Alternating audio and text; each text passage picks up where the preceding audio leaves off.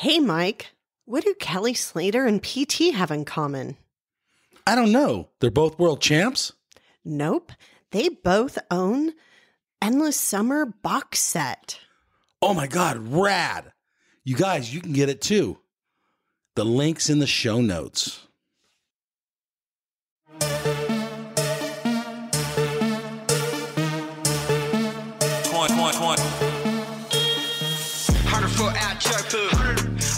On a surf, dude. Slippery, big guns like Mark Food. Trap jumping like a kangaroo. Hey everybody, welcome to the QuiverCast, where we chat with surfers from all around the world, from all walks of life, and we get their story. Find us at www.thequivercast.com. I am Mike, your host. Let's get into the show. Hello everyone. This is Mike here with the QuiverCast, and we got a super special guest all the way from Australia, Mr. Shane Wehner. How are you, Shane? I'm really good, Mike. Thanks for having me on your podcast. Oh, dude, I'm stoked. Thank you. Let's start off with you currently. What's going on in your life? You have a surf school. Why don't you tell us about your surf school? Yeah, okay. So we have a surf school here on the south coast of New South Wales, Australia. It's in a little town called Browley, which a lot of people mispronounce. They call it Brewley because it's spelled B-R-O-U-L-E-E, but in the Australian drawl, it's Browley. And my family's had this surf school since about the late 90s, probably about 96. So we've sort of gone past the 25 years of doing surf lessons here in our little town, yeah. That's right. Your family. So who started the surf school? So my old man was the first one to start offering surfing lessons in our town. And my dad, Kel, he's like a local surfing identity here on the south coast. He was sort of, when I was growing up, he had a surf shop and he was the local board manufacturer. You know, he did every bit of everything. He was right into windsurfing. He made windsurfers, surfboards, paddle skis, the whole lot. A lot of the local kids and, a lot of the guys that are older than me, they grew up riding my dad's boards, custom made. And he also was heavily involved in the surf club. He built the board riders with a couple of mates. He was a little bit of a competitive surfer himself as well. He started teaching tourists to surf in the late 90s there while I was away doing the pro tour. We're going to go backwards now, and then let's talk about your dad and surfing and how he got into it and why you got into it. So when did your dad start surfing? So Dad probably started surfing in, I would say, the late 60s. Cool. And he moved from a country town in Victoria to the Big Smoke in Melbourne, and that's where he started riding a few waves down there around the eastern suburbs of Melbourne. And then when he met my mum, they moved to New South Wales up the coast. He spent some time surfing around the Wollongong area, and I believe he started his first job working in a surf factory there somewhere, probably glassing or sanding or something like that, and then eventually progressed to shaping a few boards. And then when I was born, I was actually born in the town of Bulli, which is right near Sandon Point in Wollongong. But it wasn't long after that they moved further down the coast to the Batemans Bay region, which is where I grew up, where I went to school, where my brother and sister went to school. Yeah, we've been pretty much here in this little town of Browley ever since. And so he was he's quite a fanatical surfer as a young man, and obviously he wanted his kids to surf as well. So we all took up the sport at a pretty young age. I probably caught my first wave when I was about maybe 8, but I didn't really get heavily into surfing until I was probably about 11 years old. Okay. Spent a lot of time playing sport, soccer and stuff like that. But then at some point, obviously the surfing thing just took hold, and me and my brother just surfed every spare minute of every day when we were teenagers. Was the beach like right next to your house accessible, or did you have to travel there? Yeah, we lived right next to a beach. We lived in a little place that had a really terrible surfing beach. Actually, we had to learn to surf in what we would just call wind chop. Like a real Yes. It was a pretty terrible wave. But luckily, when the summer winds were blowing, there was always a little wind chop wave there that was like 2 feet, 3 feet. So we got pretty good at riding junk. And then as we started to get more competent, Dad would take us to some real spots down the coast, up the coast. We got to surf beach breaks and river mouths and reef breaks. So by the time we were kind of like 15, 16, we were pretty accomplished in all kinds of waves. So that was one of the advantages of growing up here on the coast. Okay. And is your brother still surf? What's your brother's name? Yeah, Damien's he's a year and a half younger than me, and he's a real mad keen surfer. Actually, he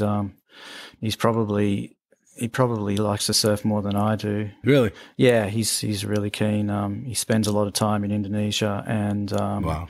He's also got a jet ski, which he likes to pull out whenever there's a decent swell running, and he likes to go and surf some offshore bommy breaks that there's only a few people that are really into, And you got there with him ever?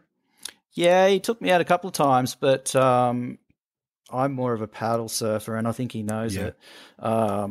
So these waves are kind of more accessible by this jet ski. And one time he got me to do a bit of driving, which I had no experience in.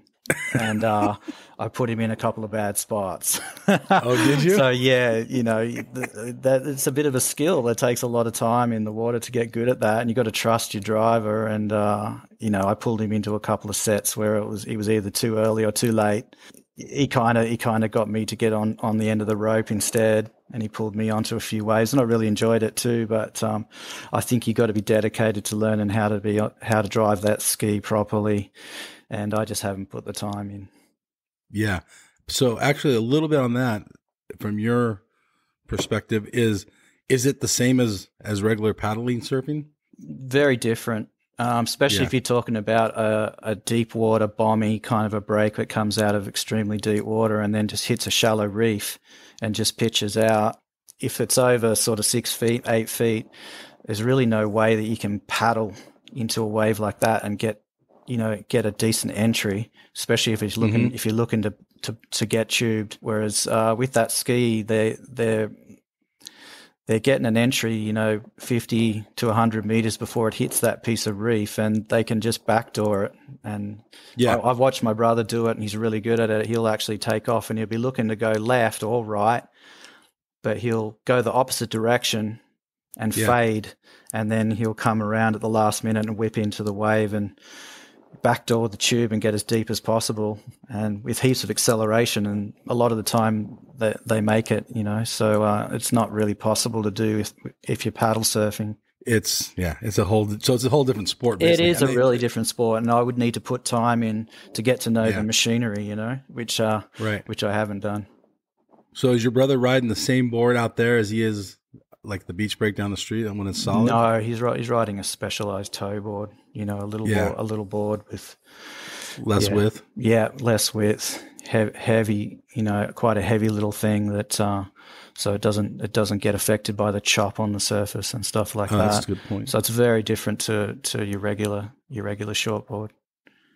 Right on. Interesting. Back to you. So as a child, so you and your brother are surfing. Is your dad pushing you guys, or is it kind of happening organically? Yeah, when we were really young, Dad would go and surf pretty much with his buddies because he wanted to go and surf some of these heavier breaks that we just weren't ready for. And then when he felt that we'd sort of put in the time, he would start dragging us out into some situations that we probably weren't quite ready for, but we learned quickly. You know what I mean? So I remember one day he took me out to a beach break that we have that holds quite a big wave, really powerful actually, kind of a wave. It breaks, it breaks in deeper water and breaks off the side of a kind of a point with a big rip running through it. So it's quite challenging. Takes a lot of fitness to ride this beach break. Anyway, we would just jump into the rip and we'd try to stay away from the main break and just sort of pick up the leftovers in the corner. But one day I obviously started to paddle with Dad, and I got out into the main part of the break, and I just remember that the sky, or the horizon, sort of went black, with a big set. And I just remember Dad turning around and looking at me, and just his eyes were quite wide, and he just said, "I want you to paddle in that direction as fast as you can towards the horizon." Okay. And it turned out to be like a closeout set that was probably about 10 feet. And I'm probably only about 14 at this point. And it was just a situation where there was no escape. We just had to bail, and we had 3 of them in a row.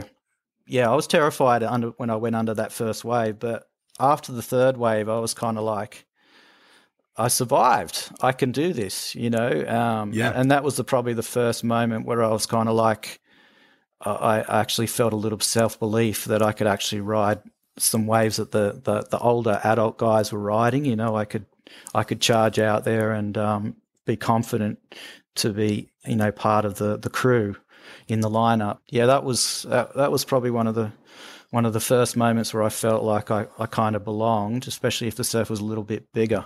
Was your brother out then there too? So my brother's, he was a year and a half younger than me, so he might have been only like around 12, 13 at that point, and he was still hugging the shore break, and he wasn't really that interested in being out the back with everyone else. Okay. So, yeah, early on he was actually the better, the more talented surfer of the two of us. And even if I watch old VHS tapes of us surfing, he was, he just had the flow. He just seemed to be... he was just a classy looking, stylish kind of kid. He was a natural footer as well. And I was more of the older kid that was trying harder, and I was pushing my board around, but not looking as stylish on the wave. But I definitely had more courage in the surf. Okay. As the years have gone on, he's become, quite accomplished in big wave surfing now. So, that's behind him, that little bit of fear that he had as a young kid. So then let's go back to childhood. So you're growing older, you're getting bigger waves. You're going out with Dad. Yeah. And then when does the competitive bug hit you? Well, around that time we had a real groundswell of kids coming through our area. Like we're quite removed from the city. We're really country, and we're kind of like, it's 4 hours to the nearest city, like Sydney. You can go inland a couple of hours to the capital city of Canberra. In terms of the surfing scene was more up the coast. You got, towns like Ulladulla that had a really strong surfing scene, and then you had Wollongong, obviously Sydney. When we went to any surfing competition that was outside of our little area, we were kind of like these unknown country kids, and we were sort of surfing against the kids that were sponsored. They come from big board riders clubs, they're well known. We just had this little core group of kids that were probably like 20 of us. Right. So we just had that monthly board riders club, and it was everything to me, the board riders. When that board riders was coming up, he was so excited. It was such a big deal. So if you got first, second, third, or fourth place in the board riders, that was huge, And that's all I thought it was going to be. There was kids that they were better than me at the time. I didn't have any aspirations at the time. But the more that Dad would drag us to regional contests on the coast. We would go to the state titles, and we'd always get knocked out first round, second round. So we had no aspirations to do anything more with it than that. I guess by the time I got to later in high school, probably like maybe year 11, I must have been about 16.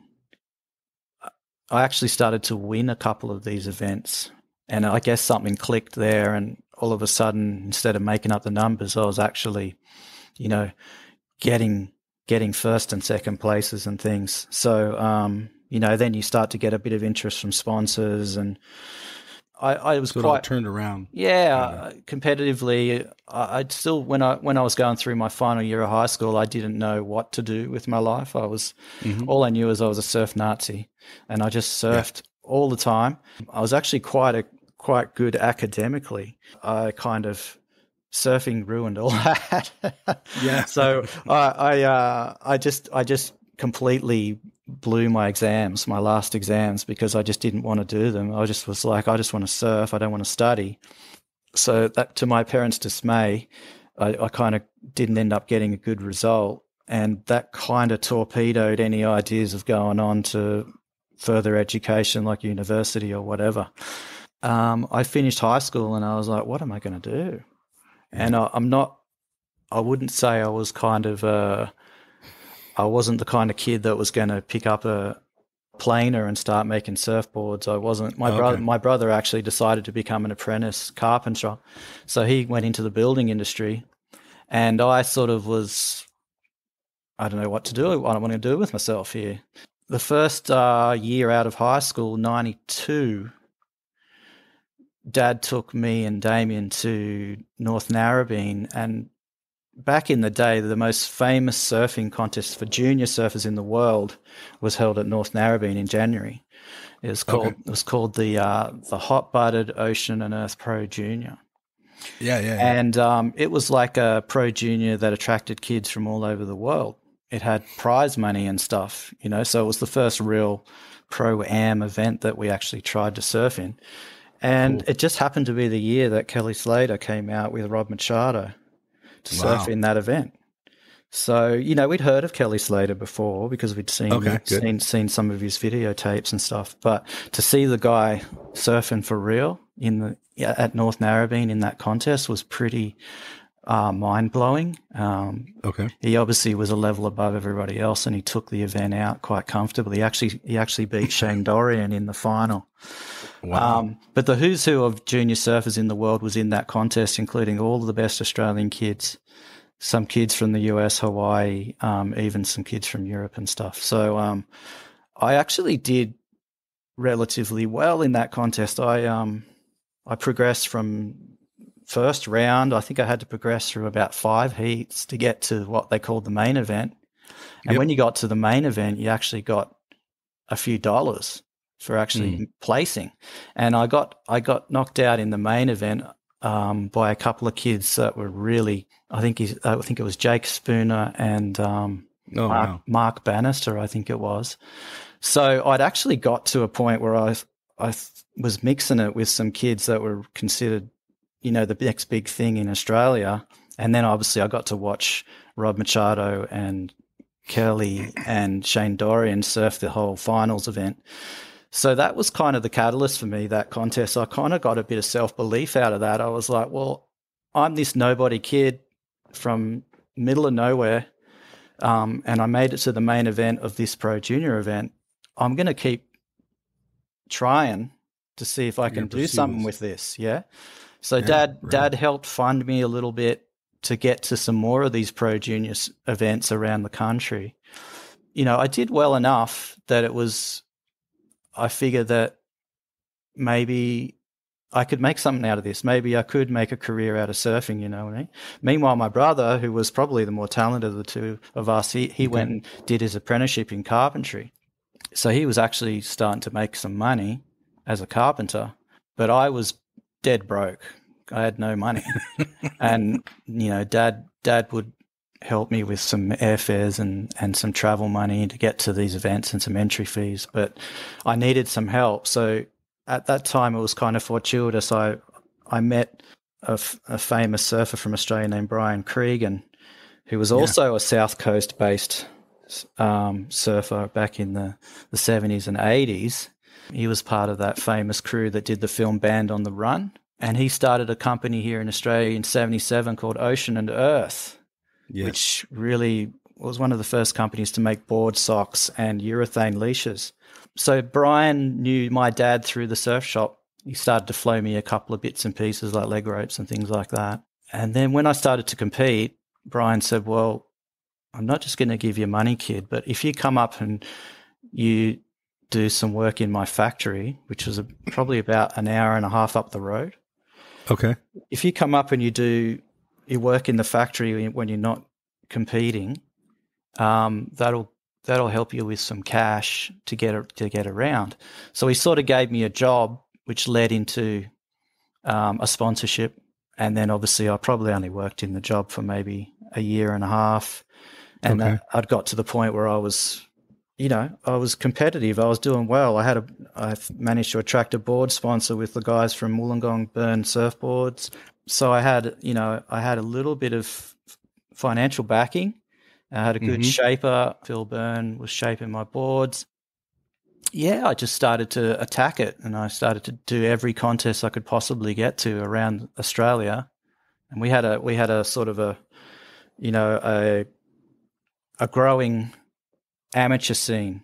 We had we had the pro junior circuit and what they call the ACC, which was the Australian Championship circuit, which was which had probably about 100 amateur surfers chasing from around that, the country, as well as some pros that were sort of dabbling in the world tour as well as the domestic tour. Both. Yeah, so I was doing that tour, competing against guys like Richie Lovett, Jake Patterson, the Bannister brothers, Jake Spooner, these sorts of guys. So they would go off and they would do the world tour, and then they would come back and they would do this amateur tour. And so I was mixing with those guys and, making a few finals. Beating those guys, basically. Yeah, okay. Occasionally I would beat those guys, which for a kid that grew up on the far south coast of New South Wales, that was kind of, it wasn't even realistic, when I was in high school. You never thought that. To win your board riders was considered a big deal, Yeah. But to get that far, there was a lot of kids that had a lot more sponsorship and a lot more hype than I did that were kind of hitting a ceiling where they kind of got to a certain point and they just couldn't seem to break into that next level. And for some reason I was able to break into that next level, and probably part of it was my probably just the underdog, just the determination to make something of it. Also having nothing to fall back on, having no other aspirations, or not really knowing what else I could do with myself to make a living. So I was like, I better make this work. And I just loved competing. As soon as I put the jersey on, I just loved it. White line fever, Yep. So I have some questions. Yeah, go for it. Yeah. Okay. Let's talk about your headspace in competitive surfing then. So you're seeing that you can beat some of the best in the nation. You're surfing against some of the best in the world occasionally. Yes. Kind of explained it that you had nothing to fall back on. Mm-hmm. Yeah. Was that the only thing? Was that going on, actually having that conversation in your head, that I have nothing else to do but do well here? Definitely. I was so invested in surfing as what I wanted to do every waking moment, that I knew that if I had to get a job in the real world, surfing was going to dry up real quick. And I probably, to a small degree, I saw that happen with my brother. He was talented as well, but he sort of went a different route, and he ended up on the tools. And he was on the tools from 7 a.m. in the morning until 5 p.m. and he barely had surf time. So and he's tired. Yeah, he's tired. He's broken down. His body's sore, even though he's a young man. So he's kind of like, he would say to me, "Man, you've got the life," And I'd be like, "Well, yeah, it's pretty damn good, but I'm not making any money, Damo. I'm making nothing. You know what I mean?" And by the time he was 20, he was making some pretty good money, and he was already starting to look into making investments into property and stuff. I had nothing. I was broke. But, whatever I made in prize money or the tiny bit of sponsorship I had would go to get me to the next event. And I was just like a whole bunch of other Aussie kids doing the same thing. Yep. We would just, if we would go to a WQS somewhere like overseas, we would just pool our money. The airfare would just get us there. We'd get enough money to put our money into one rental car. It would be the smallest one that we could afford in the whole fleet. We'd stack that thing up with board bags, and we would just drive to the next contest, and we would sleep rough, whatever we would have to do. We'd live on spaghetti with tomato sauce Were you guys a team kind of? Yeah, like there was probably like a dozen of us that were all in the same boat. Minimal sponsorship. We're just battlers, Aussie battlers, Yeah. And sometimes one of us would do really well. We'd break through and we'd make it to a final, and there'd be a little bit of cash around, and we'd have a nice, a good night out, a meal or whatever, and we'd party, and then we'd struggle again for weeks or months on end, So, yeah. So if, let's say, you did well or one of the other guys did well in your group, he would kind of hook you guys up, like share with you guys his profits, his winnings? Yeah, that's kind of the Aussie way, Yeah. It'd Cool. be kind of like, obviously you don't want to take the money out of his pocket that's going to help him get to the next event or whatever. But, right. Like if someone was at the bottom of their financial pit, the next guy would be like, hey, I'm going to buy you lunch. I'm going to buy you dinner, whatever. I'll cover the petrol today, whatever it is, like, cool. we were just like that. And yeah, we enjoyed the camaraderie. We enjoyed seeing each other do well. We were the underdogs, like there was a couple of guys from Australia that were really well paid, well sponsored. The jealousy was real. Well, Taj Burrow was probably the main one I can think of. Taj was the next big thing. He was a little younger than me, but he had the big international push with the magazines and the videos, and he was doing it. He was doing it comfortably because everywhere he went, he was picked up by someone. They would take him to stay somewhere. He was just pampered and looked after, and he was super talented. So in the end, it was all worthwhile. But we were kind of like, God damn it! I wish we could be like him. Why can't we be like Taj? Envious? A little bit jealous, a little bit envious. And then I remember one year he decided that he was going to. He actually qualified for the WCT off the WQS and decided he was not going to do the year. He stepped back, which was probably a really intelligent thing to do. But we thought it was just lunacy. We were like, oh man, if we were in that position, we wouldn't be stepping back from the tour. We need the money. I'd love some of that championship tour prize money. Yeah, it was all good times. There was a lot of hard times as well. Times where you really kind of didn't know if this was worth it. I love the surfing. I love the competition. Those years on the WQS when we were really battling just to afford to get to the next stop, and then you'd end up losing first round in some terrible waves somewhere, Japan or Brazil or Europe. That can be demoralizing. And there was times there, early in my career where I thought, this isn't going to work out. I need to find something else. Even though I was competitive, I didn't see that I was going to get much further. So I probably, and how old are you at this point? I was probably like 22 years old by this point. I'd actually given question life. Yeah, I'd given the WQS, like the full WQS. So I'm talking 30 events of the year. I'd given it like 3 years. And even though I'd made slight ground every year, I made gains every year. Yep. You had to make the top. I forget what the cutoff point was, but was it 44 then? The top 44, but yeah, on the WQS you had to be in like. You had to make the top 16 or top 12 to be in that to make the cut. So. When you're finishing 30th and 40th and 50th and each year, you kind of like it just seems like a goal that you're just never going to attain. So there was doubts there for sure. I thought maybe that my surfing had hit its ceiling. Then 1997 came around. In 97, I went through the year. I did the usual thing. I made some quarterfinals, semifinals. I got some points up, and then we got to the middle of the year and we had the Europe leg, and I had a dreadful Europe leg where I just bombed. Every event I bombed. I was traveling with my now wife, Jill, through Europe together. I was just having some heart-to-hearts with her, and I was just like, honey, I just don't know if I've got what it takes. Maybe this is the end for me. Maybe we'll go home and I'll start looking into what I can do for the rest of my life. And then the tour went to California next. Yes. And funnily enough, things just turned, and I got a good board under my feet.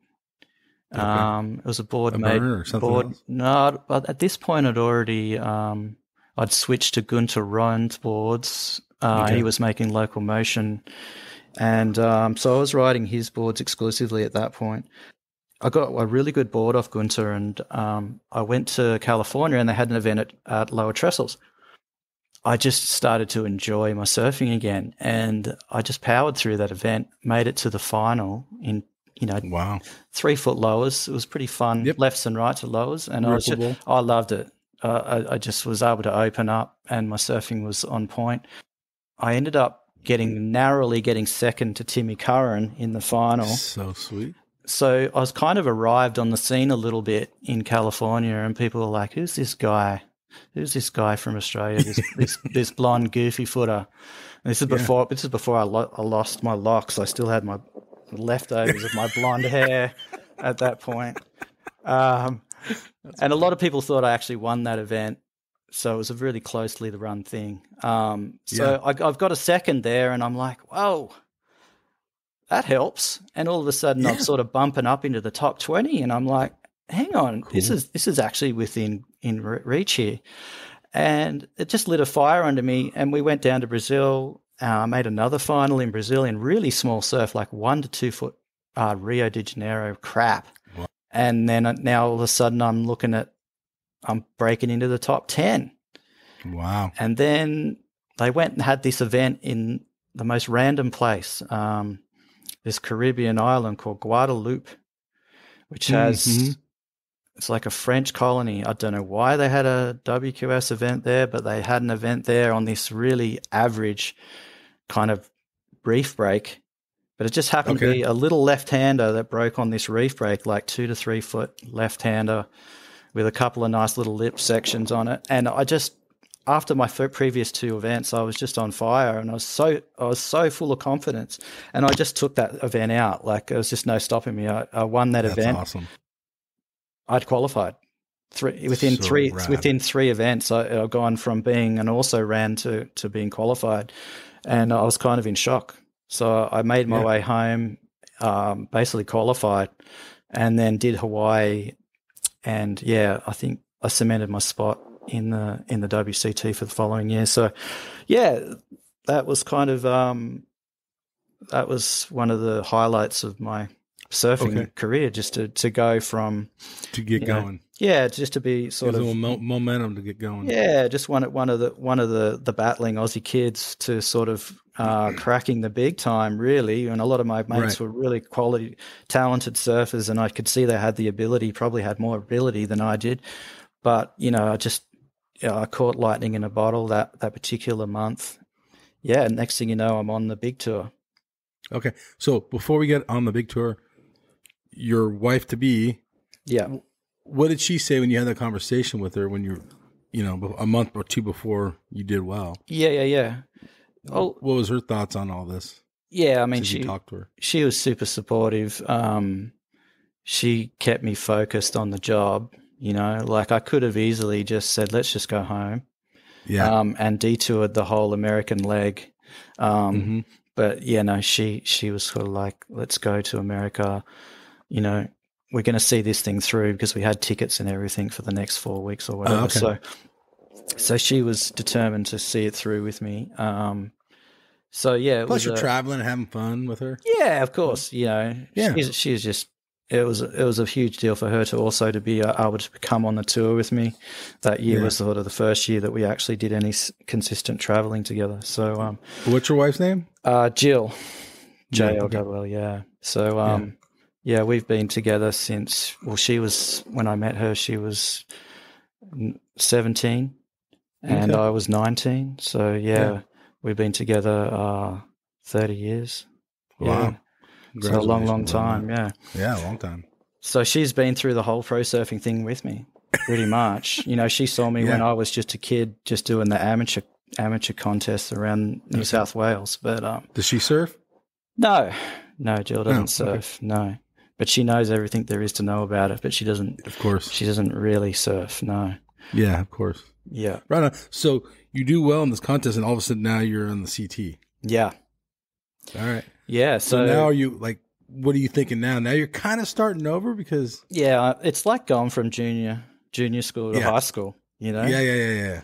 I mean, I had surfed against a lot of these guys because they double tours. Yeah, double dipped. They would be on the WQS and the WCT, but now you're drawing world champions in heats. In early rounds, and you're surfing against the top. Yeah, you're guys. a low seed, so I would draw Kelly, I would draw Sonny, I'd draw Aki. This is when Aki was making his comeback. Early on I would sort of surf against these highly seeded guys, and I would get my ass whipped. I'd realize that this is a whole new level. There's levels to this game, and also trying to get used to the format, the man-on-man format. Was really different. From 4-man and to 2-man. They still had priority buoy. Yeah. So we'd surf in the US Open. You got to paddle around the priority buoy. Yes. So getting used to all those sorts of things was an adjustment for sure. All without a coach too, right? Without a coach, or without a nutritionist, or without a team manager. Yeah. Just really doing it These solo. kids wouldn't understand today. Yeah. Probably. At that point, I hooked up with a couple of other guys that were new on the tour, like Mick Lowe,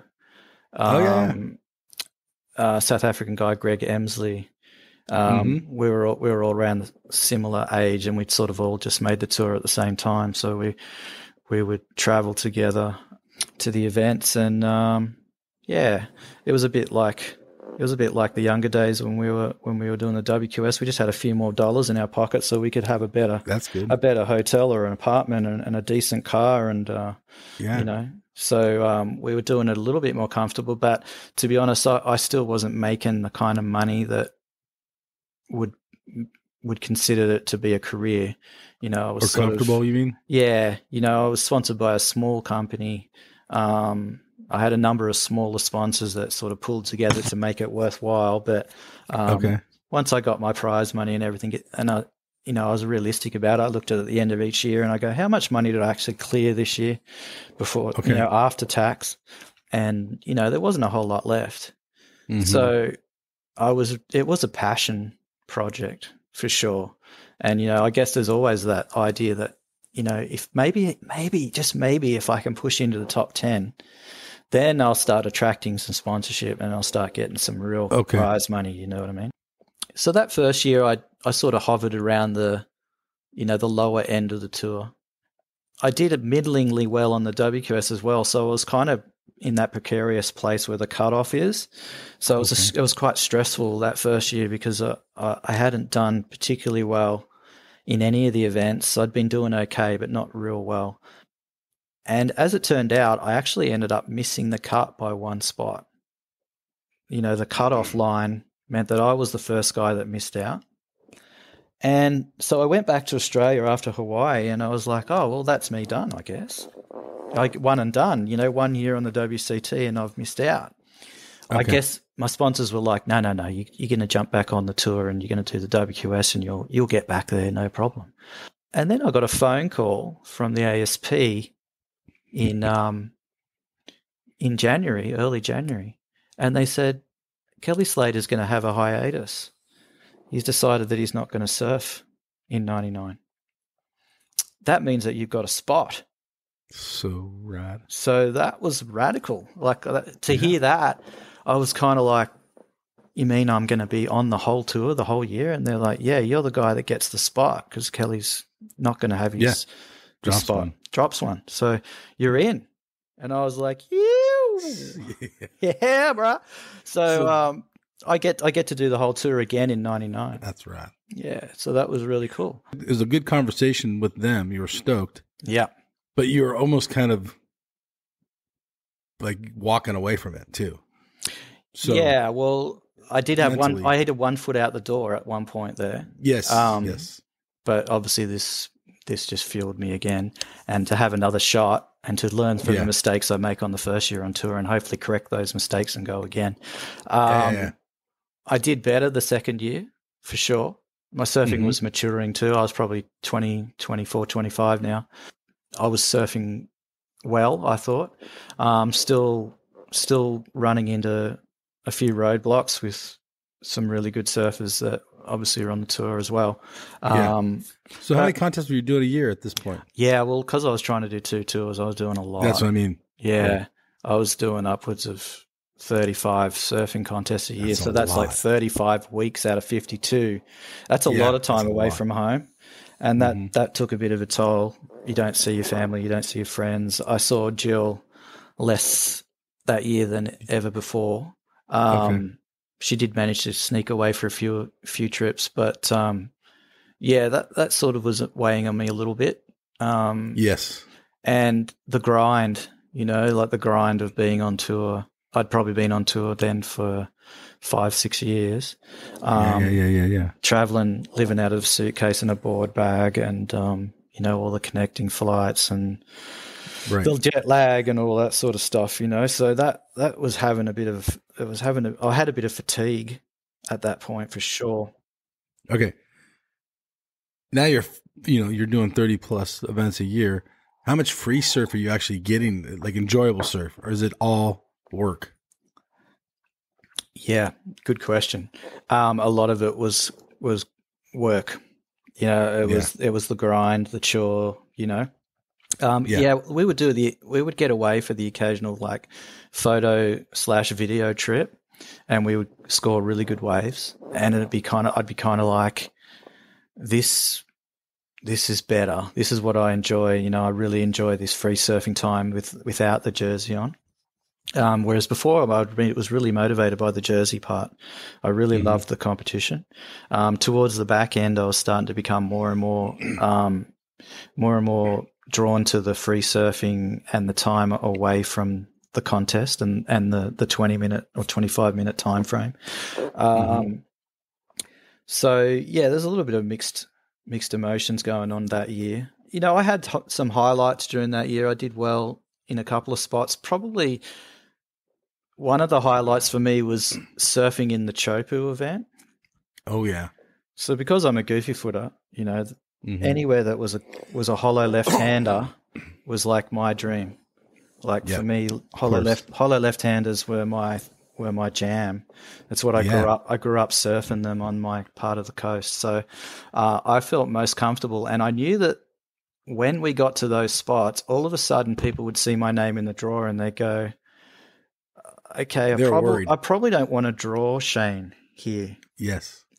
Beach break, they're not going to be so worried about me. But when it became to Chopu, cloud break, pipeline, I'd shown enough in those sort of conditions that they were kind of like, okay, this is going to be tough. It's not going to be a pushover in these kind of events.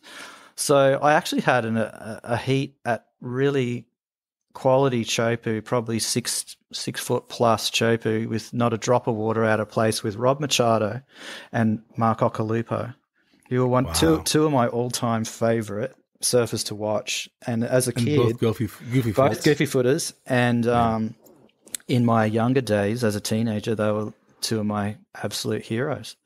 Right. And I've drawn them in a first round heat at Perfect Chopu with the sun out.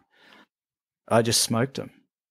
I only caught 2 waves, and just got drain piped all the way into the channel, kicked out next to the boat. Did that 2 times. That was done deal, Yeah. And I just thought of it. Was thinking to myself, this is an alternative reality. Like, what's going on here? I couldn't have even imagined this as a kid, It's just, I'm surfing against Occy in perfect waves, and I'm beating the guy in front of the world's press, what, this is unreal. Yeah. So, a lot of people kind of gave me big raps for that. And I got through that heat, winning that heat. I got through a few more heats than that event, and it was I sort of arrived on the tour a little bit with that event, and then did okay through the rest of the year. I beat a few notable names at some different spots, but never really progressed past the middle of the event. I needed to be starting to push into quarterfinals and things, but it just wasn't happening for me. Oh, let me stop you real quick. Yeah, let's go back to the Raw Machado and Aki heat. Yeah. Were you talking to these guys in the water, or were you keeping to yourself? Oh, no. Just focused in the zone. Okay. So yeah, no chit chat. No chit chat. No. Okay. I just focused on the next set. You know what I mean? And making sure I had inside position. I think that was probably where they made their mistake. They probably let me have inside position, and I just happened to have inside position for the two best waves of the heat. So, if it's a quiet heat with waves and you get the two best waves and you ride them perfectly, there's just no coming back from that. So, that was a memorable contest and a memorable heat for me. And people, when I tell people that, they're just like, that's something that you can tell your grandkids about. You know what I mean? Of course. That's awesome. That's radical to be able to say that you beat those two guys in perfect waves. One more question then. Yeah. In today's world, everyone's watching that heat, right? Yeah. It's on all over the TV. It's on WSL website, live streaming. Blah, exactly. Blah, blah. Yeah. So it's we a didn't shame. have that back then. No, my wife and my family used to jump on dial-up internet. They would log in and they'd go, yeah. And then they would get like a bitmap, like web page that would just have the scores. And every now and then a score would drop and they go, oh, wow, Shane just got a good score. But there was no commentary. There was just nothing, no video, no visual. And they would see the result at the end of the heat, and then it would take me jumping on a landline, calling them and saying, hey, guess what? I just got through. Do you know what I mean? Yeah. That might not happen until later that night. By the time you've got home or whatever, you've done your event and you've got back and you found a phone booth and you've picked up the phone and you've called home and said, I got through today. I beat this guy. I beat that guy. To have what the guys we've had in the last sort of 20 years with that unbelievable live broadcast, that would have just been unbelievable for your family and friends to sit there and just get the stoke of watching what you're doing in real time. Yeah. How many unbelievable heats have we missed in the world due to oh my God, technology being different back then? Yeah, it was usually reported in Tracks or Surfing Magazine. This is what happened. Surfer Magazine. Every now and then something would be captured on film. Like if you remember that famous heat between Curran and Occy at Bells Beach, I think it was 86. And that whole thing was captured on film, but you still had to wait a month or two to watch it. Yeah. But everyone got to see it. Yeah, yes. Which was pretty incredible. In Australia, back in the day when I was a kid, there was one free-to-air TV network that had a show called Wide World of Sports, and they had a bit of a interest in surfing, pro surfing. Mm-hmm. And so every Sunday this show would be on, and they would highlight some footage from pro surfing contests. So you'd get to see a little bit. So that kind of exposed kids like me to the world of pro surfing, apart from what you read in a magazine. Yeah, so that was where I got my kind of inspiration from as a young kid. I remember having my bedroom was plastered with photos of Pipeline.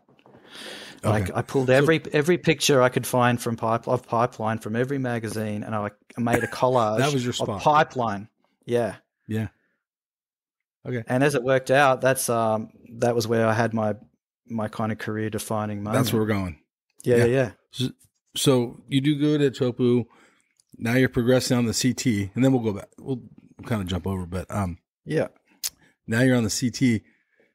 And how are you feeling about Hawaii? And are you focusing on Pipeline? Are you surfing Sunset too and some of the other places? Yeah, I had to surf Sunset. I had to surf Haleiwa. They were both Pipeline your dream? Yeah, of course. Yeah, they were on my backside. So, I had a strong backside as well. But riding the big boards on your backside is a different ball game. And I had difficulty surfing my style on those big boards, 7 foot, 6, 8 foot.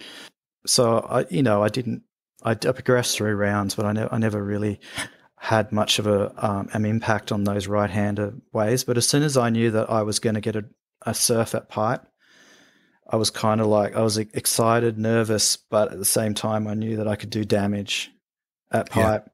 I could sense that the crew that were in the event knew that I could do damage as well. Okay. The first year that I surfed in the pipe contest, I'd never surfed pipe before. Wow. Because I'm kind of one of those guys that doesn't like crowds, because I grew up in an uncrowded surfing zone. Yes. So I avoid crowds. Even though I'm on the pro tour, I would try not to surf the most crowded spot. I'd usually try to find somewhere a little bit out of the way. Okay. So when you're in Hawaii, it was the same deal. I would try to surf spots that were a little bit out of the way. And I got my pipeline training in at Gas Chamber, which is this funky wave just down the beach from Rocky Point. Yep. Mm-hmm. I would sit at Gas Chamber for hours just waiting for one that I knew would hit the reef right. And probably my best ever wave in my life, I can still picture it in my head like Cinemax, was about a 10 to 12 foot wave on a cloudy day with hardly anyone around at Gas Chamber. I got the barrel of my life. But I got my tube riding dialed in at Gas Chamber because I knew that realistically I wasn't getting waves at pipe. If I went out there, I was just going to get scraps, and I was probably going to get injured anyway. I didn't put in any time at pipe, whereas I know a lot of surfers these days, they're kind of like, I put in a month of time at pipe to get ready for that event. I just paddled out at pipe and just surfed the thing in a jersey. Okay. How was that? Yeah. How was that? Well, people said to me, that's nuts. I just treated it like it was my home beach break. To be honest, my home beach break breaks are very much like that piece of reef. It's a sand bottom break, and it only breaks at 6 feet, not 16 feet. But it breaks in exactly the same manner, with a wedge that comes in different kind of angles and hits the beach break differently. I honed my skills surfing that beach break all through my teenage years, and I would just treat pipe like it was that beach break. And so when I paddled out, I'd just go, it's bigger, it's gnarlier, and it's got reef underneath, but it's the same wave. To me, I was comfortable from the first day I surfed the place. The first year I surfed it would have been 98, and I remember I surfed, it was pretty big. Second reef, reforming through, breaking onto the first reef, and I just threw myself over the ledge a few times, ate it a couple of times, bounced off the reef, realized that it's pipeline, but it's not that scary, Okay. You're familiar with waves like I was comfortable with the danger factor at pipe, and I remember I had a man-on-man heat with Sonny. And I ended up surfing against Sonny a hell of a lot in my tour years. Like, for some reason, I just kept drawing him. And we surfed in beach breaks. We surfed at Jeffreys Bay against each other. We would surf against pipe against each other. And I had Sonny this day on a real gnarly day. We were both kind of getting flogged. But I remember he got one really good wave and he got a high 9. And then I got another wave just after him. It was like an incredibly long pipeline barrel. And just as I was coming out on the beach break end of it at Beach Park, it kind of got a backwash in it. And just as I was about to emerge from the tube, I fell and I ended up body surfing out the end of the tube. And as a consequence, I lost the heat because that was a straight 10. And when I came into the beach, I had a number of Hawaiian guys come up to me and say, "Hey, brother, that barrel, bruh, if you make that, you're winning the heat, knocking Sonny out, and everyone's kind of like, that was some good surfing, So that was 98 when I got knocked out. And then in 99, again, we had huge surf, 15 feet reforming from third reef into second reef and then into first reef.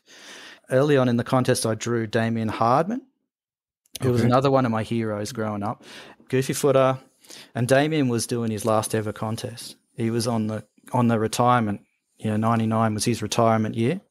Yep. I just had no intention of losing, and it was really gnarly and like scary gnarly, and there wasn't too many guys making tubes rides that day, but I managed to get one huge wave off second reef that actually got captured in a lot of magazines, where I just took an airdrop, got to the bottom of the wave, bottom turned, and pulled up into this huge cavern. And it became a really, it's quite, on the internet, it's quite easy to find that picture.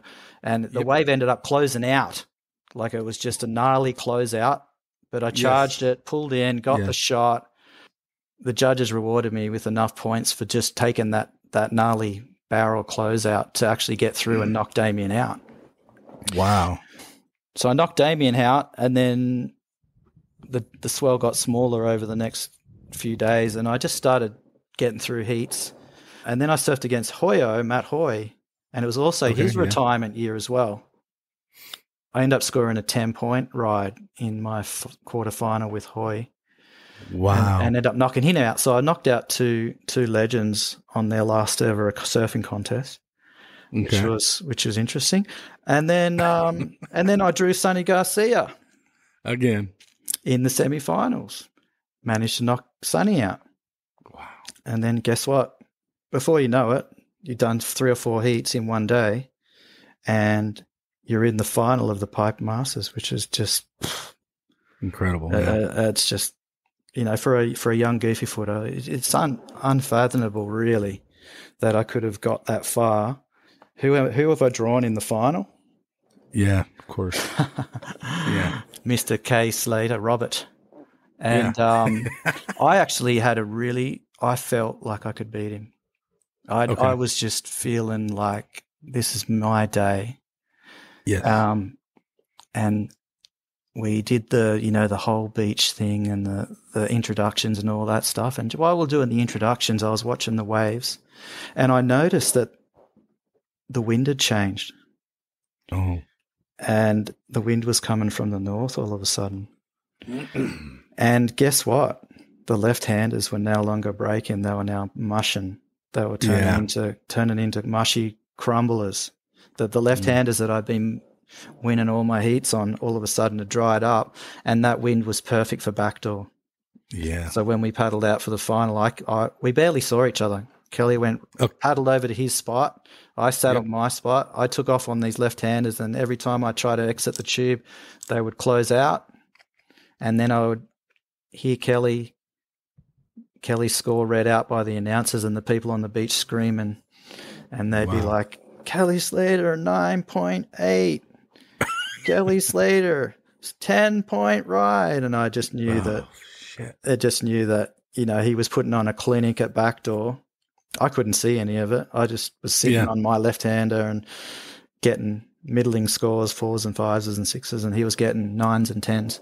Anyway, so obviously I saw all the footage back after the event, and I saw how amazing he was surfing and how good those right-handers were. They were spitting barrels, and that was just the way it went. You know what I mean? And a lot of people say, "Hey, you got second in the Pipe Masters, and that's as good as a first." And I'm like, "Yeah, kinda." It's not as good as a first. If I had won, it's amazing. It's amazing. It's amazing. It's an amazing result for me, and I'll always treasure it. But if I had won that contest, it would have changed my life a bit, I reckon. I would have been a Pipe Master instead of a runner-up, and my name would have been etched in history forever. But not that I'm down on it. I think it's, now that I'm 48 years old and I think back to it, what I did when I was 25, it's pretty incredible, and people still pull me up in the street and say, "Hey, I remember when you got second at the Pipeline." You know what I mean? Yeah. Yeah, that was pretty cool.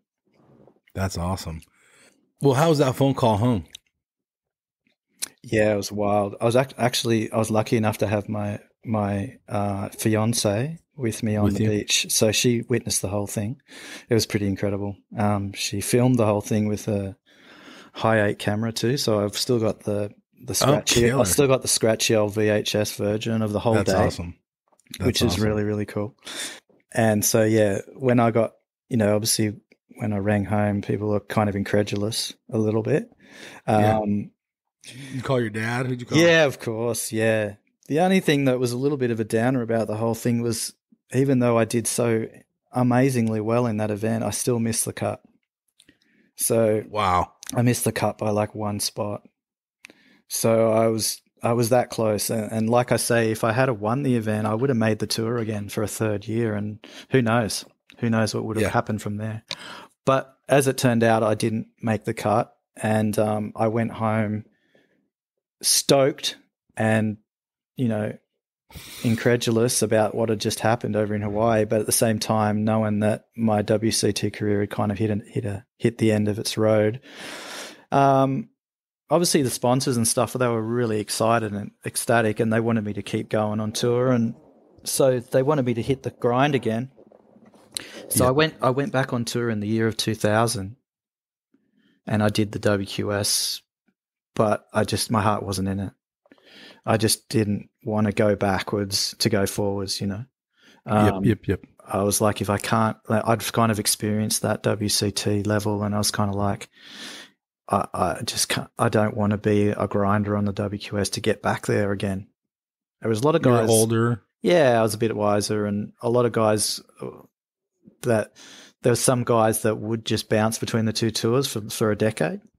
Yeah. And I was in awe of those guys, that they had that tenacity to keep going back to the grind and do it again, and then get back on the tour and then get knocked off and continue to keep trying. Ultimately, I was sort of like, I just don't see that I'm going to make the money that I need to make this a viable career. I sort of ground away on the WQS, and then come 2000, at the end of 2000, I realized I wasn't going to even come close to making it again. So I decided to step off tour at the age of 26. Yeah, that was the end of a short, enjoyable pro surfing career. But it was fun. Was it fun? Oh, Well, yeah. was it fun? Parts of it were really fun. Parts of it were amazing. The camaraderie with your mates, and the finding the secret surf spots that you'd go to when you go to a town, and you'd try and find somewhere out of the way to have a surf, and you'd find every now and then you'd find a magic little spot and have a great surf with your buddies, and there was no pressure. And I really enjoyed the competition side of it as well. But the tour life and the grind and the travel, and it wore me down pretty quickly. Yeah. 6 years is a long time. Yeah. Some guys go for 20. I remember Danny Wills, he went for a ridiculous amount of time. A long time. I was on tour with him early on the WCT, and he went for at least another 10 years after I got off. But, it's sort of, I guess, in a lot of ways I was competitive, but my personality didn't really suit the tour. You know what I mean? Like, okay. I was kind of like, I'm still a country kid, and I liked being at home, probably too much, But when I got the jersey on, the jersey was my inspiration. Once I got the jersey on, I was very tenacious and determined to do well, and I just love being competitive in anything that I do. But once I took the jersey off, I would have much rather just be home, surfing with my mates, sleeping in my own bed. So, that's what I decided to do. I decided to stay home, and I knew that the reality was that I probably wouldn't get a second chance. I did talk to my wife the other day about this, and I said that if I could go back 20 years, I probably would have had a second crack. 26 is pretty young to give it all away. And there's a lot of guys performing really well into their late 30s. I mean, Kelly's 50. That's unbelievable. Yeah. If I had my time over again, I would have made a few changes in terms of my physical approach to surfing. I had no training. I was just a surfer, and I surfed, ridiculous amount of hours a day, and I was very, very fit, and I was athletic. But it wasn't until I was in my 30s that I discovered another sport, and I realized what I could do physically with training, like actual physical training, what kind of physical force that I could be with some regular training, and that sport was MMA. When I was in my mid-30s, I'd spent the best part of 10 years working in the surf industry in surf shops. I spent, most of my day standing around in a shop and wasting my life not surfing, hearing all about all the surf that's been going on the whole day, but being in shop. So I'm watching it on videos up on the screen and selling and making a living, but hearing about how good the waves were this morning, and I was kind of like, oh well, this is, I did the tour and I got lots of surfing done. So now it's time to knuckle down and make a career out of surfing. So my first entry to surfing industry was to go into retail, and then obviously I did some sales rep stuff. But retail was where I kind of got my first entry to the sport through the industry. Yeah, just standing around all day, I realized that physically I was diminished. I wasn't being active enough. One day, a buddy just said to me, "Oh, look, why don't you come and do some fitness stuff?" And I'm like, "Oh, what kind of fitness stuff?" And I said, "I'm not really interested in lifting weights." And he's like, "Oh, why don't you just come down to this martial arts gym, and we'll just come in." You know what I mean? He didn't really tell me too much about it. Okay. So I come in, and it's basically a Taekwondo MMA style gym. So I just get chucked into the drills, and we start doing fitness drills, and then the next thing you know, you start doing a little bit of wrestling and a little bit of boxing and all this sort of stuff. And it just lit a fire under me, and I was like, oh, this is what I've been missing, the competition. Yeah. You know what I mean? Because I hadn't done anything competitive for a long time. Yeah. I'd done a few contests just for fun, but I hadn't competed since I was 26. I just got right into the whole, every aspect of the sport, and the jiu-jitsu, the kickboxing, the whole lot. Within 6 months, I was already in a cage. The guy... Wow. The owner of the gym said, "Oh, there's a local tournament coming up where they're going to have like amateur level as well as pro level." Okay. And he said, "Is there any guys here that would want to have a go?" Yeah, heck yeah! You raised your hand. I'll have a go. And he's like, "You've only been here 6 months. You think you're up for a fight?" And I'm like, "I've never had a fight in my life, bro. Like, I've only sparred in the gym. I've never had a fight in real life. I'm not a fighter. But I think that I'm competitive enough and I'm fit enough that I could actually do this." So I jumped in, both feet, jumped in the deep end, and it was only an amateur. Like you did a pipe. Yeah, it was only an amateur show. There might have only been a crowd of 100 people or something around this little cage. Still, that's rad. Yeah, it was a rad experience, but I was more nervous, obviously, than any other surfing experience. Like I'll paddle out 50-foot pipeline, and I would be less nervous than standing in that cage that first time. And the guy closes the door and said, "You ready to fight?" And I was like, "Oh, okay, let's do it." Anyway, so I ended up fighting this kid that was really young. He was like 18, and I'm like 35. He dusted me up. I lost. But that's funny. But I did. I've still got the videotape. I was competitive. Like it was quite a back and forth affair for a couple of rounds, and then he actually he armbarred me, and I actually dislocated my elbow, and did quite a lot of damage to my elbow that I still feel to this day. And my missus and my friends were like, "Yeah, that's you're done, right? That was just a bit of fun, but yeah, you're done. Like, you're not going to do that again, surely." But yeah, that it had lit a fire under me, and I actually went into the gym and trained even harder. Worked for another 6 months, improved my skills and improved my fitness level, and my fitness level was through the roof. And I was like, I'm fitter now than I was when I was a pro surfer. And if I had this level of fitness when I was a pro surfer, then I could have done more with the sport. Because one of the things that you learn is that your fitness level determines your your mental prowess. So I would make a lot of mistakes in surfing contests from fatigue. You know, like it wasn't my surfing ability. It was just I would make mistakes in heats, what wave I chose, because I was starting to fatigue towards the end of an event when you're getting deep into the rounds, and you got to be super fit to keep your mental sharpness. If you're not fit, then you start to make mistakes, mental mistakes.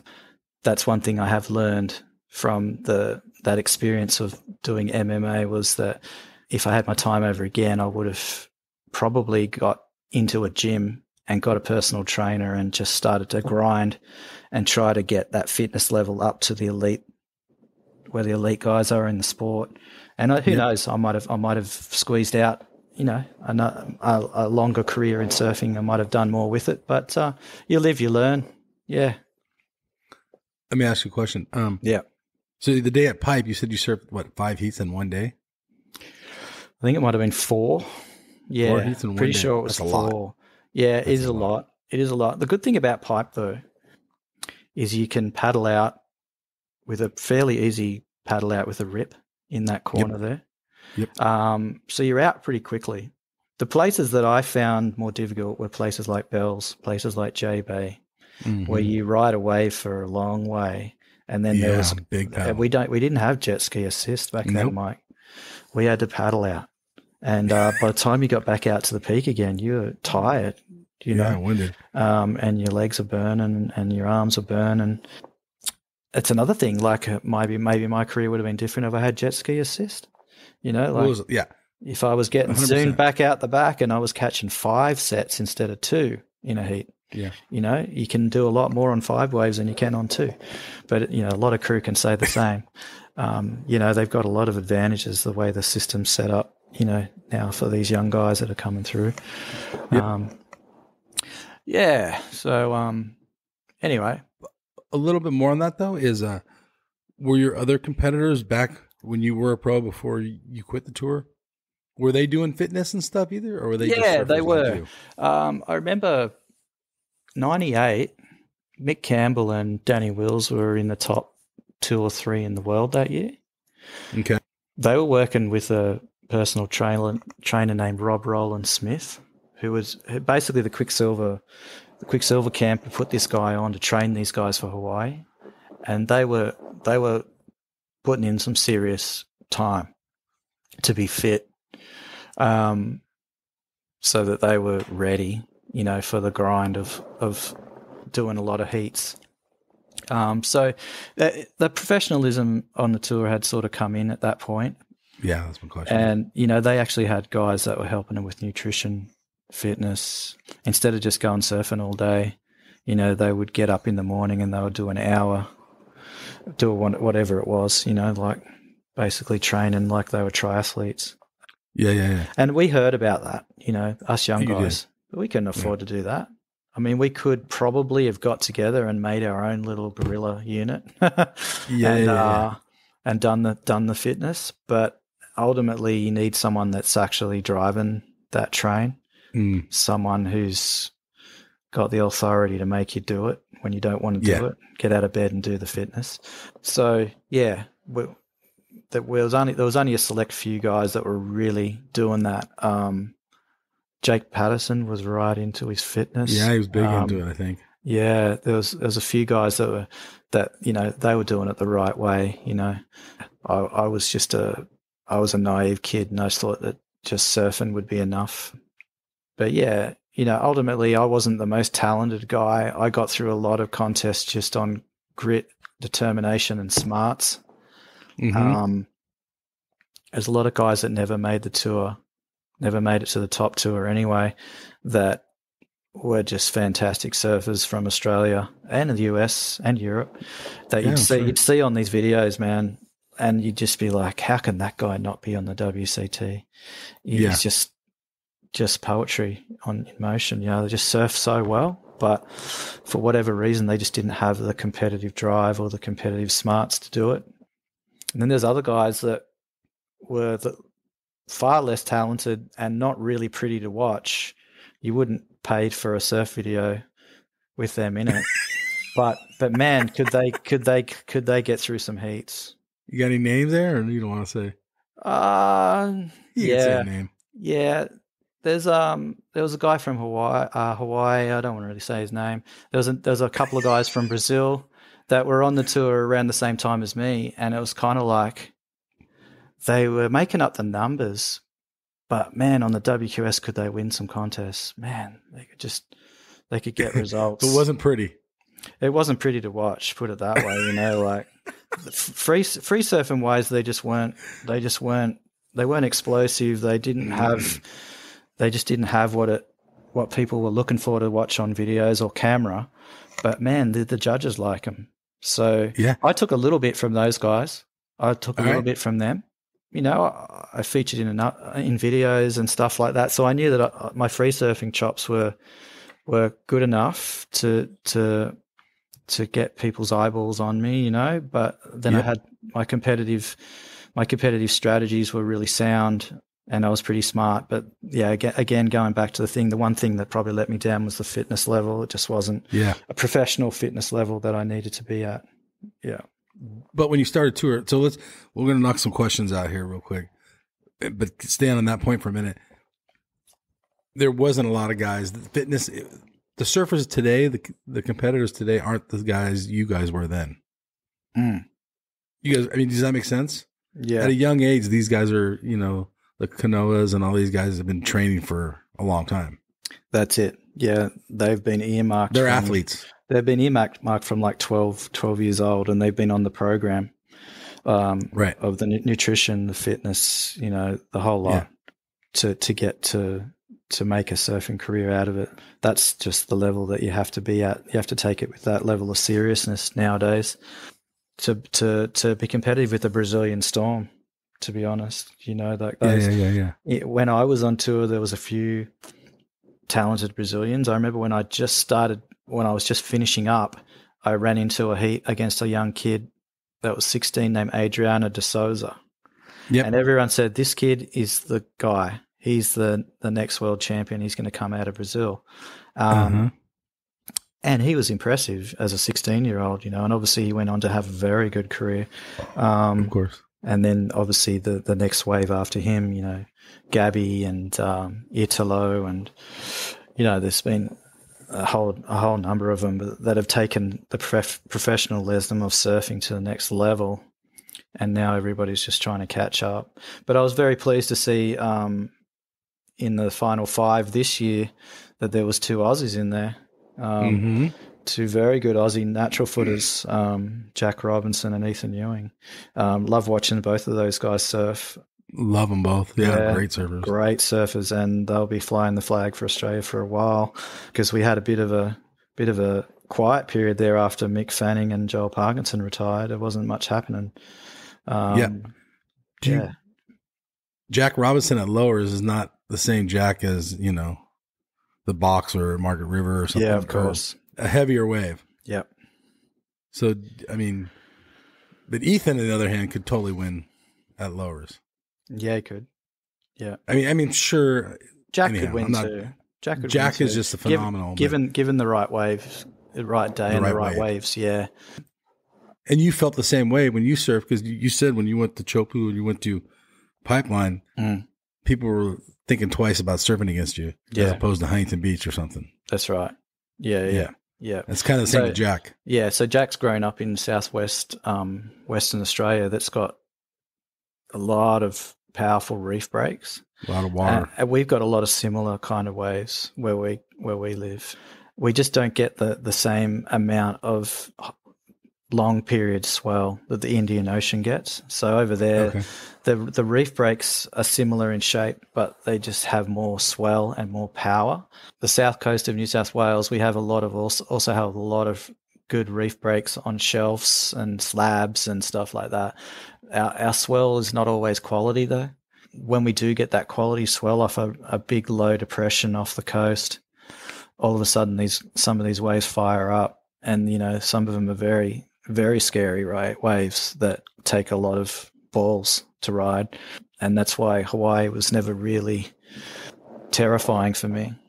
It was just kind of the waves that I grew up surfing, but just turned up a notch, So yeah, we had a good foundation growing up here in terms of what we had to ride, because everything from tiny crap onshore beach breaks to river mouth to point breaks to reef breaks. So yeah, it's a great place if you want to be a surfer for sure. Okay. Do you miss traveling the world? I don't miss the travel, but I do miss the waves. Oh, okay. I went to Fiji this year, obviously after a long wait for the borders to open up because of the pandemic. Mm-hmm. Yep. And got to surf some really perfect waves. That actually surfed a wave that I've been looking forward to surfing for a long time, Frigates, which is down on the Coral Coast, which is about an hour off the coast. You got to power out there on a twin outboard to get out there, and they sort of consider it to be like a poor man's version of Cloudbreak. I've surfed Cloudbreak too, but it was a hell of a lot less crowded, I can tell you that. It's a very enjoyable left-hander with plenty of room to move and tubes, and I didn't even get to see it really pumping. If it's really pumping, I think it's world class that way for sure. So yeah, it was enjoyable to go and get some uncrowded quality waves in tropical waters. But yeah, for the most part, where I live, we're surfing in steamers. That's the other thing. Water's colder. It's right? colder. It's colder. Yeah. I'm kind of a bit of a sook, which is an Australian term for I just don't like getting cold. So I wear a full suit all year, even in summertime. Okay. People are kind of like, why are you wearing that full suit in the middle of summer in a sunny 30, 35 degree day? And I'm just comfortable in my full suit. I work in one every day. I surf in one every day. I just go through, I might wear a 2 mil, and then as the water gets colder, I go to the 3.2, and then it's the 4.3, in the wintertime. I just have my collection of full suits. So yeah, I'm pretty comfortable in one of those. Surf school. Do you coach too? Yeah, that's my main job. Is the coaching? Yeah. I run the business as well. I got we're quite lucky here, and that's probably the reason the business has lasted so long, is that we've got a bit of a captive audience. We've got our capital city is straight up the highway. So all of these landlubbers that live in Canberra and the regional countryside of New South Wales, to get to the beach, they have to drive down this road called the King's Highway, which goes through a mountainous range, and then it takes you to the coast, and it comes out right where we are. They come to basically our town is the first real popular surfing beach for these people that come down the coast. Yeah, they come to Browley to surf and to holiday and to hang out and to sunbake and swim and fish. Yeah, the ones that are interested in surfing and learning to surf, we're usually their first port of call, which is pretty good. Obviously, I've got a fairly strong base of locals as well that I work with, and then people that come from Sydney and Victoria, but probably half of our business comes from just the capital city, Canberra, and it's always going to be there. So I'm pretty comfortable that the business is always going to be viable and sustainable because of Canberra. And we're also really lucky in that we've got a beach that's it's quite unique in the way that it's shaped, that it's perfect for learning to surf. Mm-hmm. It has like a gradual sand bottom, minimal rip, not too many gutters, and it's quite a horseshoe shape. So you can hide from the swell at one end or the other. So if the swell's too big at one end, you go to the other end and you'll find a little wave, which is ideal for learning, and a bit of wind protection as well. So cool. The combination of factors of the beach, the proximity to Canberra, has made the business quite popular and sustainable, and that's why we've been going so long that we call ourselves the famous Browley Surf School, because when people are looking for surf school in this area, that's we're the first people that they usually ring. Right. Yeah. So when your dad started this, was there anybody else doing this? Not really. In your area, I guess? No, not in the 90s. No. Yeah, that's what I thought. It's pretty early on for surf schools. Dad didn't really plan on doing a surf school. He would just get asked by people Can you teach my kid to surf or whatever? Can you show me how to surf? And he didn't have, there was no soft boards. There was just, there was some thruster with a bit of wax on it, and he would just chuck someone out there on the thruster and try to teach them how to pop up, Yeah. But now we got the best possible gear, I've got custom made soft top boards. I actually use a soft top board, which is probably superior to anything that anyone else uses. I get it manufactured for me through my connection with the Ocean and Earth guys, and it's a hardboard in disguise. Basically, it's a hard mini mal with a soft deck, plastic bottom, grip pads in all the right places. Bumper rails front and back. This is a board that I kind of been working with my buddy Phil McDonald, who was a top 5 surfer. We've been working on trying to develop this really good surf school board, and he sort of came up with the prototypes, and I've just been sort of tweaking it, and we've been working on it for 5 or 6 years now, and I've kind of got the perfect board now. It's just perfect. And I noticed that a lot of other surf schools still use the foaming, it's like, I think in the US that's like the wave storm kind of thing, it's just a foamy with a timber stringer that they're really flexible. And they're quite, I wouldn't say they're very durable either. They probably delaminate pretty quickly after a summer's use, whereas my boards, I get 2 to 3 seasons out of them before they start to fall apart, and they surf more like a hardboard. They're really true. They don't flex too much. Oh, that's cool. You can actually perform turns that are actually somewhat like a hardboard. So are you distributing those?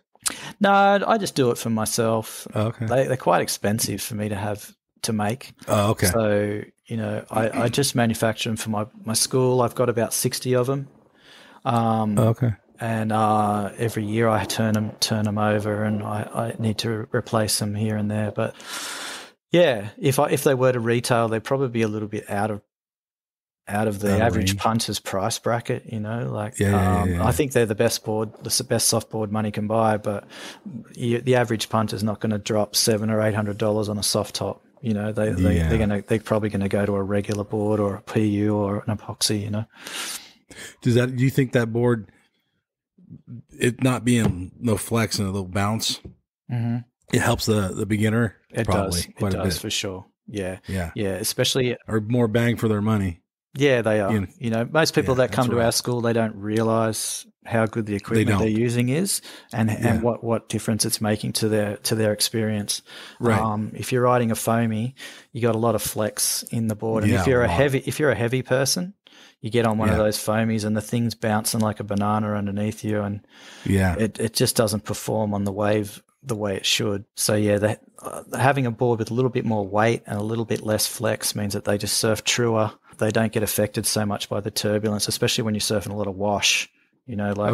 Learning. Majority of our lessons are taking place in the whitewash. Of course. And then obviously you've got people that are progressing to a more intermediate level, and they need a wave that's out the back. They're looking for a green wave, and then you can move on to some different equipment. But majority of my life is spent standing in waist high water, getting bashed by white water.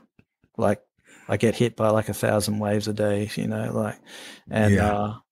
you just get used to it. What about your dad had a shop, right? Yeah. And when I was growing up, he had a shop. Yeah. He was a shape and bay in a shop, and I grew up in amongst the smell of the fiberglass and the laminate and the foam dust all over the place, and watching how he shaped, watching how he glassed, watching how I was really interested in how he would spray boards, with the compressor and the airbrush and the tape. Mm-hmm. And I do a bit of that myself just for fun. I watched enough to learn how to do it, and now I can do it myself. So were you getting boards from your dad early on? Mm-hmm. Yeah. Okay. Dad made my first board probably I would have been probably 10 or 11. He gifted me a brand new board, and it had this amazing spray on it. It probably would have been like 5.5, 5.6. Yeah. But unfortunately I couldn't ride it. So, I just wasn't good enough. And he ended up giving me some old heap of junk 6-footer or something to get going on. I wasn't able to surf a board that small. And that's what I find in surf school too. A lot of parents go out and buy their kid the wrong thing. They go out and spend a lot of money on a hard board or even a soft board that's just way too small because it fits in the trunk or in the back of the sedan. And they come to me and they go, "My kid can't surf. How come he can't stand up? We bought him this board for Christmas and he can't stand up." And I'm like, I just look at the kid and I look at the board and I go, "Well, I know what the problem is." And as soon as I take him out on one of my boards, on a board that's more generous, they kill it. Mm-hmm. And then they go, "Oh, I've just spent, $500-$600 on this board, and you're telling me it's no good?" And I have to be honest with them. I'm like, a lot of time it's like, yeah, it's no good. You've been dudded by the surf shops taking your cash. The little grommet at the surf shop. Yeah, the grommet sold you a board that just isn't suitable. Put it in the cupboard. Maybe come back to it in 2 or 3 years, Yeah, how many guys? I think that happens all the time. Yeah, all it right. does. And then at what point did you walk away, get a different board builder, and how did that feel getting off your dad's board? Yeah, I remember having a little bit of a falling out with Dad at one point because he made my boards until I was about 16. Yeah. And then, I'd won won some regional events on his boards, and Dad was probably stoked, he was probably so proud, loving of course. it. And then I'd look at what other guys were riding, and I'd be kind of like, "Can I have a go of your board?" And I'd take his board out and I'd ride it, and I go, "This feels really different, but good." Dad's boards feel a certain way, and this board feels different, and he'd go, they'd go like, "This is made by such and such from Wollongong," and I'd be like, "Oh," and then you'd start to think maybe there's something else, and then at one point I actually got a guy to make me a board. Ooh. And he goes, "Here, I'm not going to ask you to pay for this board. I'm going to give you this board and you just ride it and tell me what you like." And I loved this board. And I had to say to Dad, "Look, Dad, I really want to ride this guy's boards." And Dad was kind of like, "Oh," it was that moment when he knew that I was growing up and things were going to change, you know what I mean? And he was kind of like, "I understand, son. Do what you feel you want to do, and there's a little bit of negativity there for sure. But you know what? I started winning contests and look what happened. Ended up having a pro surfing career. So that he understood. Yeah, totally. And there's no resentment there. It's just, I had to start somewhere, and I started on my dad's boards, as it turned out. Right. Is he still shaping today? Dad's not shaping. No, unfortunately, Dad, in his late 40s, he got hit really hard with rheumatoid arthritis, and that pretty much put an end to his surfing and his shaping. Yeah, so he doesn't surf anymore, which is a bit of a shame. But I guess he lives vicariously through others and his kids. You and your brother. Yeah. And then your family. So is your daughter? So how many kids you have? I've just got one daughter. One daughter. We waited. I said to you that my wife and I have been together about 30 years. We waited a hell of a long time to have kids. That's fine. That's good. Yeah. I was 40 when we had our first daughter, and we just decided to stick at one. So she's 8 years old, and she can surf. I mean, if you're gonna you got a dad who's a former pro surfer and he's a surfing coach, you're gonna surf, and she can surf. Yeah, she can surf, but she still hasn't. She hasn't caught fire with it yet. She might. I'm not pushing her. I'm not pushing her anywhere, but she can definitely surf. She's got the ability to do it. She's a short kid. I find shorter kids are better at surfing generally. Their lower center of gravity is more suited to surfing. So we'll see what happens when she's 10 or 11. She might be like me, and she might just decide that surfing is really a big part of her future, But right now, that's awesome. Right now, she's a dancer. That's her thing. Perfect. Yeah. Doing her own thing that she likes. Yeah. That's awesome. And I was just bringing up your daughter because I saw on your Instagram you painted one of the boards for her board.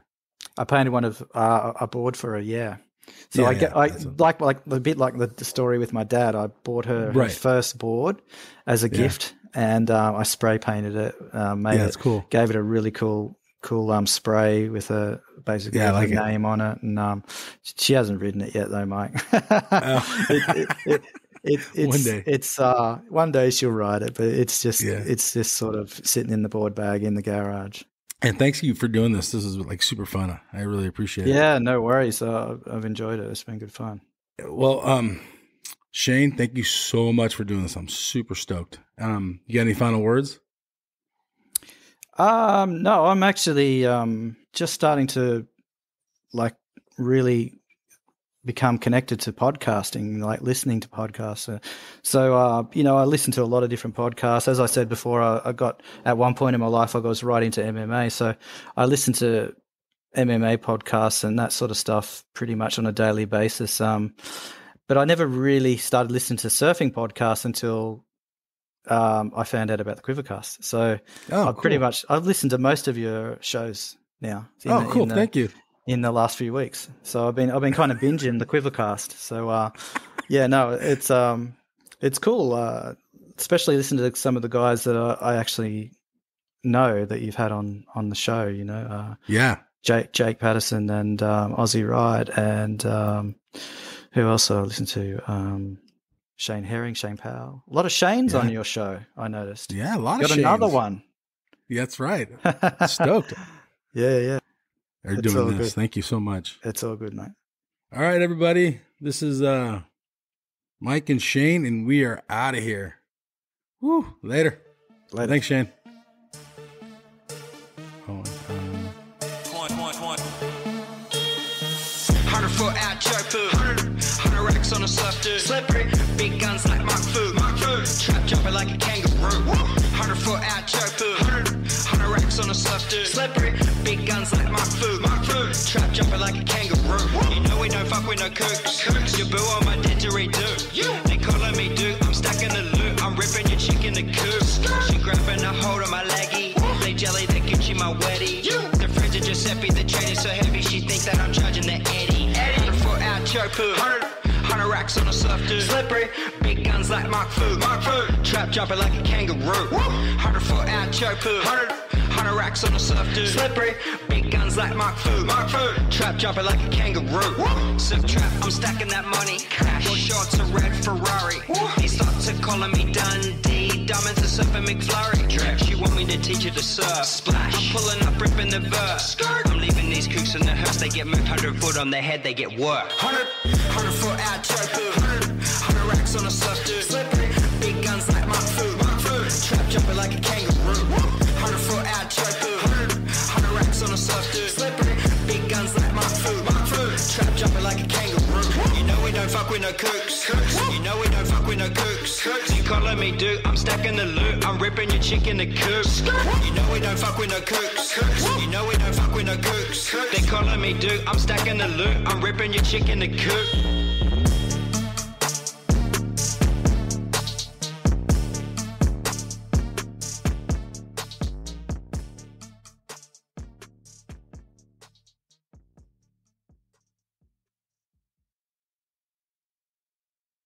Hey, you guys, Endless Summer box set. This thing is legit. It's authentic, numbered certificate in it. It has a 5-frame film strip from the original print. You will literally own a piece of history. It has a specially minted bronze medallion. Dude, that thing's sick. Okay, there's so much more here. Go to the show notes. There's a link on there. Go check this piece of history out. This thing's rad. Seriously. Smithsonian American History Museum has it. It took 4 years of research with 3.5 in production, all hand assembled. This thing's rad. There's so much to this awesome box set. Remastered DVD, sharper images than the original film, but dude, this thing's so sick. Link in the show notes.